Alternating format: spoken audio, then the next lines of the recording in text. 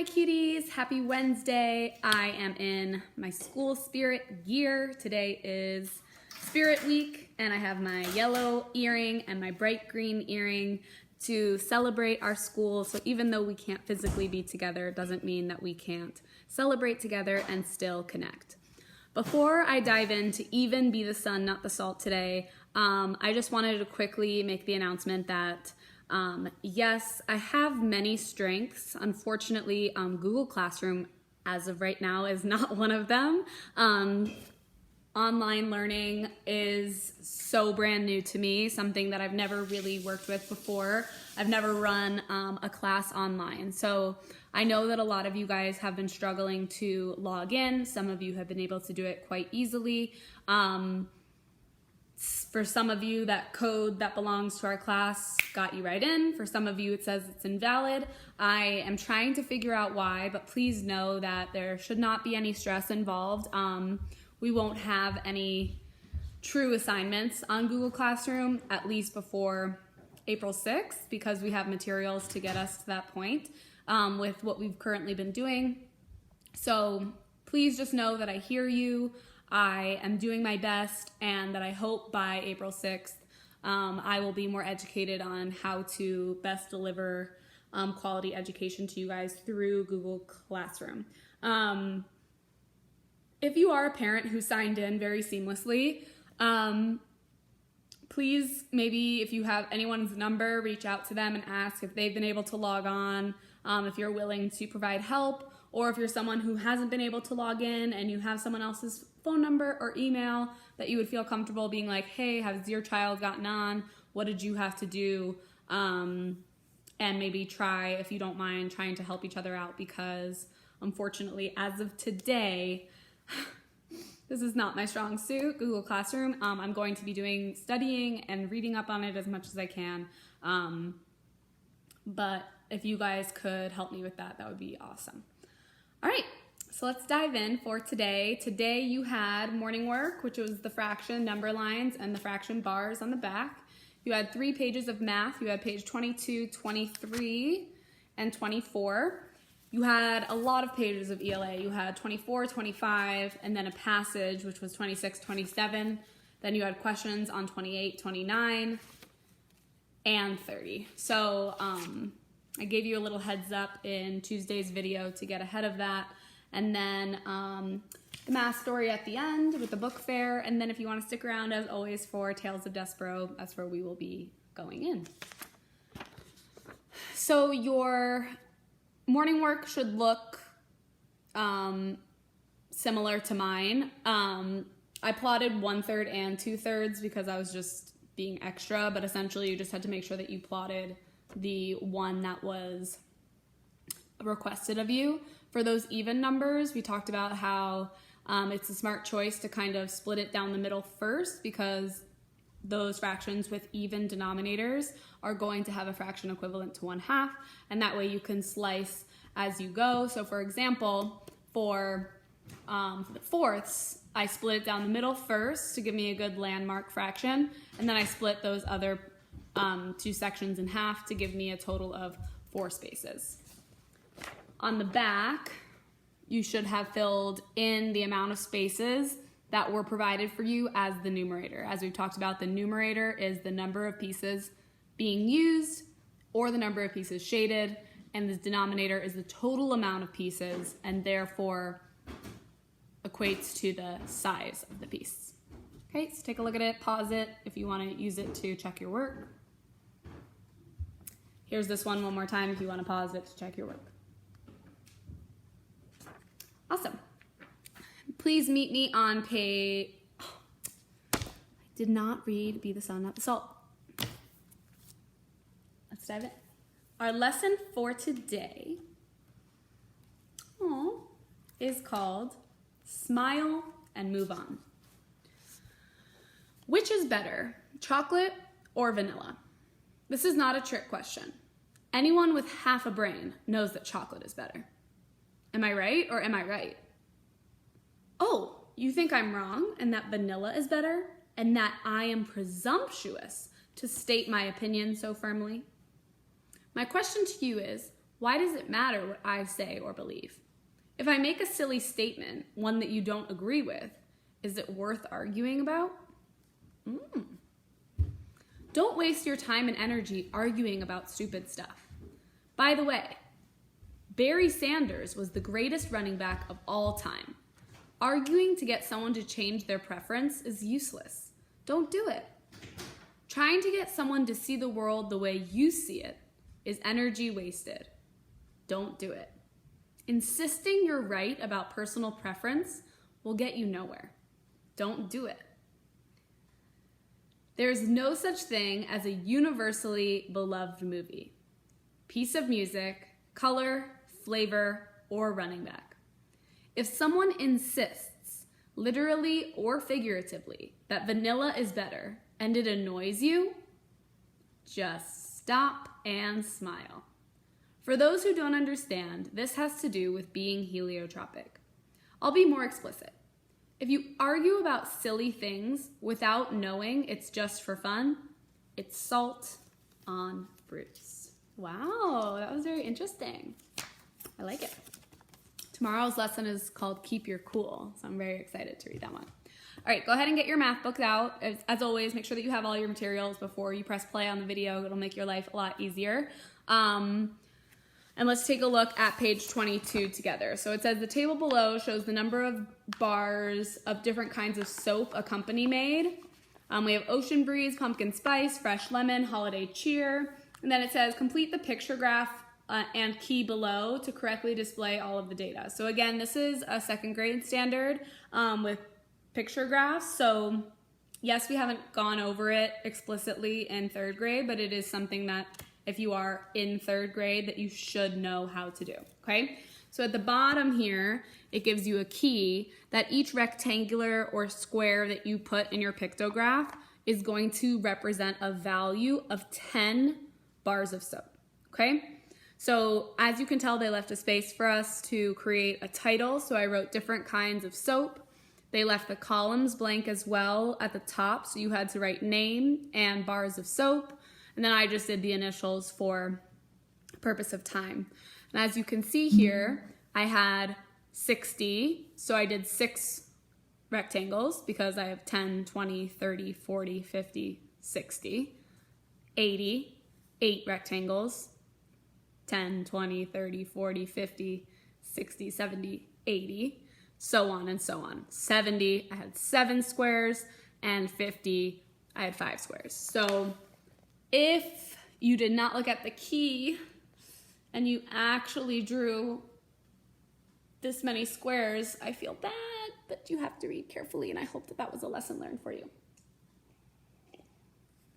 It says here, Bella says the company made 20 more bars of Fresh Lemon soap than Ocean Breeze.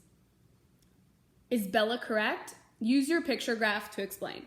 So I said no. And I said no because in my graph, I have 1 more square in Fresh Lemon than I do in Ocean Breeze, which means that it implies that because there's 1 more square in my pictograph, that there are 10 more bars of soap, not 20 more bars of soap. And if you look to double check your work at the top here, Fresh Lemon is 70, Ocean Breeze is 60, 70 is 10 more than 60, not 20 more than 60.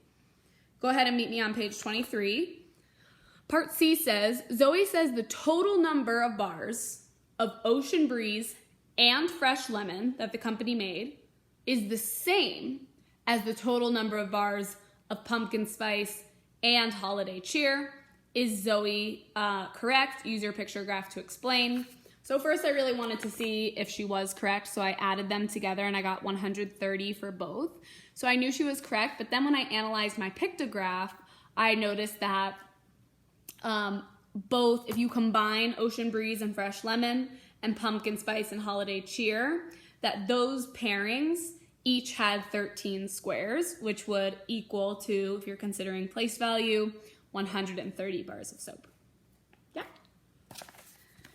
Part D says, Jeff says the number of bars of Ocean Breeze and Fresh Lemon that the company made is twice as much as the number of Pumpkin Spice bars that the company made. Jeff is incorrect. What should he have said instead? So I said that instead of twice as much, you could have said that there are 50 more bars of soap. This can be seen because there's 5 more squares in the graph, etc. And number 30 says, Machi, ooh, cool name. Machi scored 3 goals in her first 4 field hockey games of the season. She wants to score a total of 30 goals this season. What is the number of goals she needs to score in the remaining games of the season? So again, this is the type of question, it's super wordy. We need to be disciplined and we need to break it down. If you try just to go in with the solving on a question like this that said season 10 times, score 10 times, like it's just too messy. You need to take the time to jot what you're solving for, which is what is the number she needs left? How many more does she have to score to get to a goal of 30? And then I would reread the question, which I did. When I reread it, I was able to figure out that I needed to multiply the amount of goals that she scored in each of her 4 games so far. So I know that she has 3 groups of 4, right? Or 4 groups of 3 rather, right? Because she played 4 games and scored 3 goals in each. So far she has 12 goals and her goal is to get 30. So I need to know if she wants 30, that her need total, subtract the amount that she already has because she doesn't need those anymore. The amount that she has left that she needs to earn in order to get to her goal of 30 is 18. Yes? Okay. If you got any of those incorrect, go ahead and circle them and you can come back to them later. Oh, we have this one more. It was the same as your morning work yesterday. You know, sometimes I use this book because it has such amazing questions to create morning work. So there might be like a couple more times where this happens, but your answer should have been A. All right. ELA, page 24. This one was interesting. Number 31 says, a student is writing a report about why bears hibernate. And at first when I went through the questions, like I magic maybe C because it was an okay answer, but I didn't think it was an amazing answer. But the rest of them are just wouldn't tell me why bears hibernate, right? So it says, Bear Country offers maps of the best hiking trails in the state. I'm not looking for hiking trails / the trash. It's important for campers to know what to do if they see a bear. Again, that tells campers what to do if they see a bear, but it doesn't tell me why bears hibernate. C says learn about different kind of bears from all over the world. So I'm assuming that in this article, I'm learning about the bears themselves and most likely will learn about why they hibernate. And D says, come to our bear park and see bears up close and personal. That sounds more like an advertisement trying to persuade me to come to the park. So your only answer, although it's not like the best answer in the world, the only one that makes sense is C. 32. I love reading about Benjamin Franklin. Your answer should be B because it is the only one that is broad enough. We talk about a lot of different inventions and a lot of different things that Benjamin Franklin did in the paragraph. And A is just about a library and the fire department. C is just about electricity. And D is just about special glasses. And that's not what the whole text is about. The whole text is about, and the question's asking the author's opinion and the fact that he thinks that Benjamin Franklin is super impressive, right? And why he's even writing about it is because a lot of the things that he did contribute to what we use today. So your answer should be B. When I looked at this excerpt, so we know that an excerpt means that it is a little section taken from a larger play or script or book. So it's just a part of it, which is why we're not really given the whole exposition, rising action, climax, falling action, resolution, because we're only given a scene, this one scene from the excerpt. I was shocked. Like when I first read it, it was like, Mary Lennox is a young British girl who's been living in India. She is sent back to England to live with her uncle. Like I was like, oh, this is so fluid and Mary's gonna be so delightful. And she was feisty. I was very surprised to see how feisty she was. I enjoyed it. I want to encourage any families who have 3 or more people and want to act out the the script and send me a video. I would love to see you guys acting this out, reading with expression, embodying characters, especially because our week where we were learning about plays ended up getting cut short because of those 2 snow days. So if anyone would like, if any families want to act this out and send me a video, I would adore it. All right, let's take a look at the questions. So obviously, I wrote my main idea on the bottom here. My main idea were the characters, MDB and Mr. Craven. The problem is that Mary had to move, and she is definitely lonely. I noticed that as a problem. The solution is Daikin helping her out. And the lesson learned, I said, I think there's a few things that you could take away from this excerpt, but I said that things can surprise you. Because I think she was very surprised by Daikin and his personality and the fact that he can talk to animals. The first question, the gate is somewhere under all those wild brambles and ivy that have swallowed it up. The correct answer is A. Yes, swallowed in another context, right? Might have meant eaten, or any of these, right? She swallowed the whole thing, right? It could mean a lot of different things. If you went back to the text and read around, you'll notice that this one specifically means covered. Question 2, part A, says, which sentence best tells about Mr. Craven? The answer is A, he does not want anyone to go into the locked garden. And this is proven with part B, because we read in the text and part B's answer is D. So we have A and D.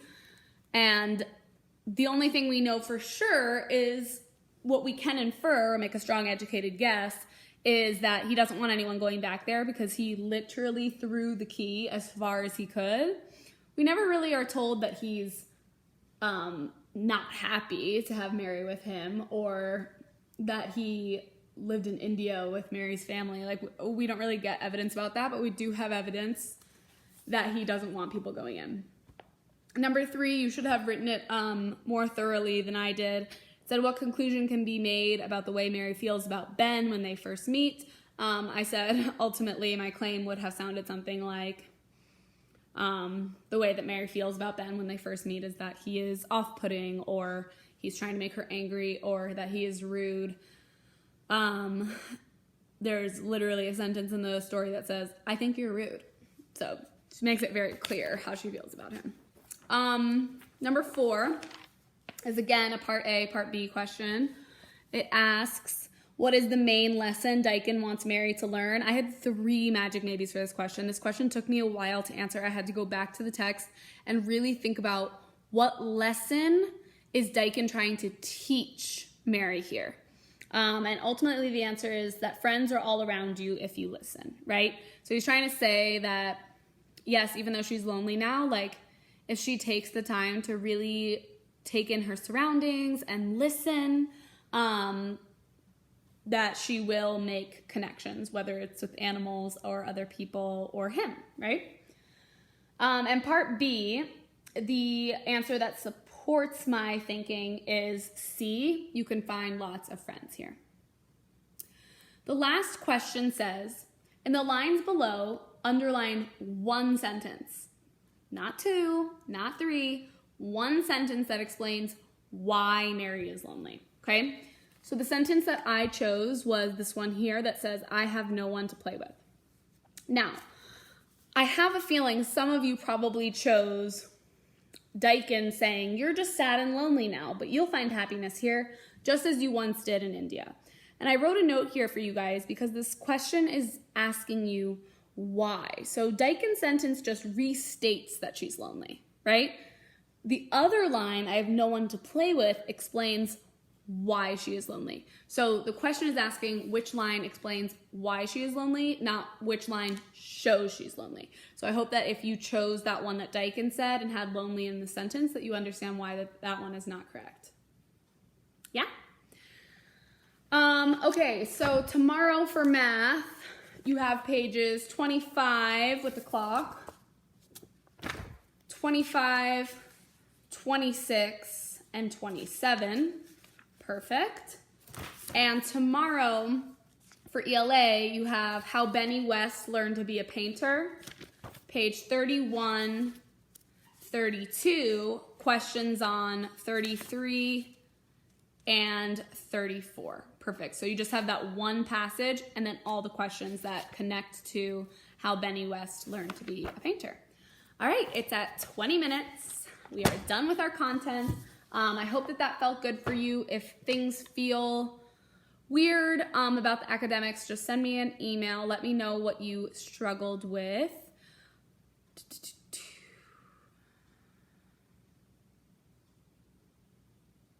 Okay, awesome. And if you are done here, as always, you may click off and we will see you tomorrow. If you have been reading Tales of Despero, get comfy because we are diving in. Page 23. Excuse me, chapter 23, Consequences. There were, of course, dire consequences of Roscoe's behavior. So remember we left off, I'm going to reread. Roscoe fell in the queen's soup. She was so jarred and shocked by it that she fell back and she actually died. Remember? And Roscoe was like ashamed of what had happened. He looked back and Princess P was just glaring at him. And the last thing that the king said was, "Where is the rat?" shouted the king. "Find that rat." "If you want me," muttered Roscoe as he left the banquet hall, "I'll be in the dungeon in the darkness." There were, of course, dire consequences of Roscoe's behavior. Every action, reader, no matter how small, has a consequence. For instance, the young Roscoe gnawed on Gregory the jailer's rope, and because he gnawed on the rope, a match was lit in his face. And because a match was lit in his face, his soul was set afire. The rat's soul was set afire. And because of this, he journeyed upstairs seeking the light. Upstairs in the banquet hall, the Princess P spotted him and called out the word rat. And because of this, Roscoe fell into the queen's soup. And because the rat fell into the queen's soup, the queen died. You can see, can't you, how everything is related to everything else?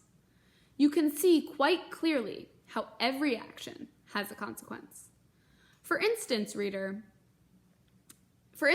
if reader, you will indulge me and allow me to continue this mediation on consequences.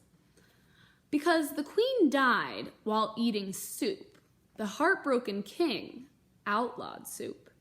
And because soup was outlawed, so were all the instruments in making and eating of soup, spoons and bowls and kettles. These things were collected from all the people of the kingdom of Dor, and they were piled into the dungeon. And because Roscoe was dazzled by the light of one match and journeyed upstairs and fell into the queen's soup, and the queen died, the king ordered the death of every rat in the land. The king's men went bravely into the dungeon to kill the rats.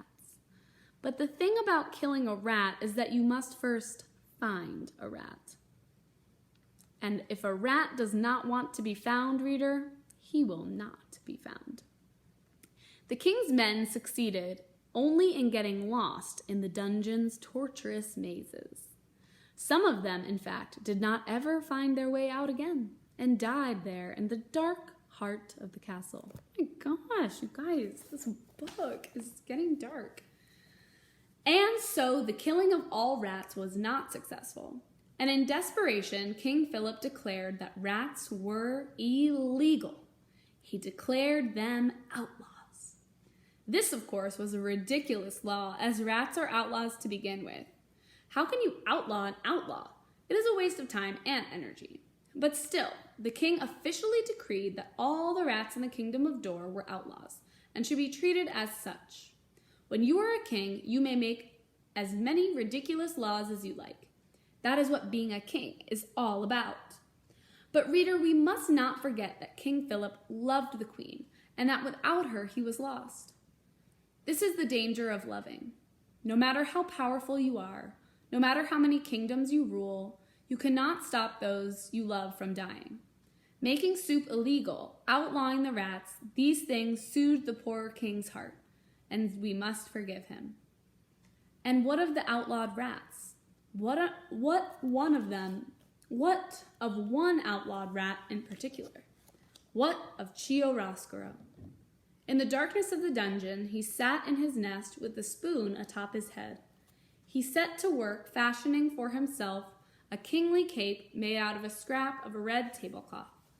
Oh, you guys, I didn't go over math stories, and the reason I didn't was because my math story got all messed up, but I can still show you that the answer should have been 8 books, and your equation should have been 40 divided by 5 equals 8. So I'm sorry I didn't go over that, but I accidentally spilled on it during the video, so I didn't go over it. But as you can see here, my model, I started with 5, and you can't see this one, and I counted by ones. But also, if you're fluent with math facts, that should have come easily to you. I mean, simply to you. Oh my gosh, being out of school is not easy. All right, my cuties, I'm signing off. About to answer some emails if you sent me any for office hours. I hope that you are doing well. I miss you so much. Tomorrow, I believe, for Spirit Week is wear a jersey. So make sure that you do that. And I know that you guys have been struggling to post any of those pictures to the Google Classroom. So if you have been participating in Spirit Week, please send me a picture so that I can see what you guys have been doing and who has been participating. All right, have a great night.